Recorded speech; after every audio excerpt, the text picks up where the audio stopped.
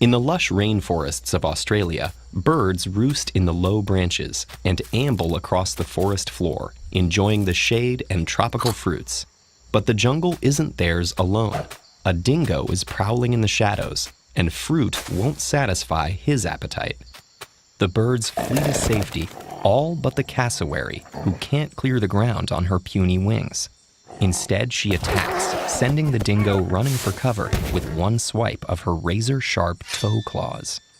The cassowary is one of approximately 60 living species of flightless birds. These earthbound avians live all over the world, from the Australian outback to the African savanna to Antarctic shores. They include some species of duck and all species of penguin, secretive swamp dwellers and speedy ostriches, giant emus, and tiny kiwis. Though the common ancestor of all modern birds could fly, many different bird species have independently lost their flight. Flight can have incredible benefits, especially for escaping predators, hunting, and traveling long distances. But it also has high costs. It consumes huge amounts of energy and limits body size and weight. A bird that doesn't fly conserves energy, so it may be able to survive on a scarcer or less nutrient-rich food source than one that flies. The takahe of New Zealand, for example, lives almost entirely on the soft base of alpine grasses. For birds that nest or feed on the ground, this predisposition to flightlessness can be even stronger. When a bird species doesn't face specific pressures to fly, it can stop flying in as quickly as a few generations. Then, over thousands or millions of years, the birds' bodies change to match this new behavior. Their bones, once hollow to minimize weight, become dense. Their sturdy feathers turn to fluff. Their wings shrink and in some cases disappear entirely. And the keel-like protrusion on their sternums, where the flight muscles attach, shrinks or disappears, except in penguins, who repurpose their flight muscles and keels for swimming. Most often, flightlessness evolves after a bird species flies to an island where there are no predators.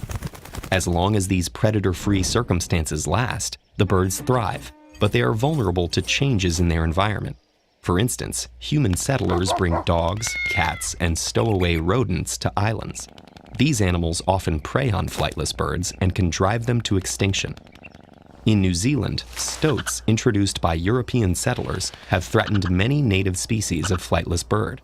Some have gone extinct while others are endangered. So in spite of the energy-saving advantages of flightlessness, many flightless bird species have only a short run before going the way of the dodo. But a few flightless birds have survived on mainlands alongside predators aplenty.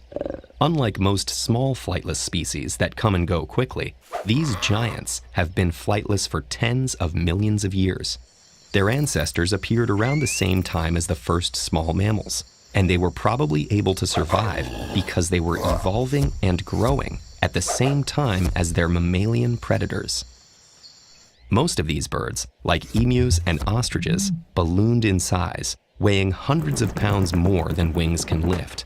Their legs grew thick, their feet sturdy, and newly developed thigh muscles turned them into formidable runners.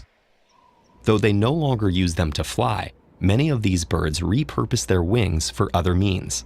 They can be spotted tucking their heads beneath them for warmth, flashing them at prospective mates, sheltering eggs with them, or even using them to steer as they charge across the plains.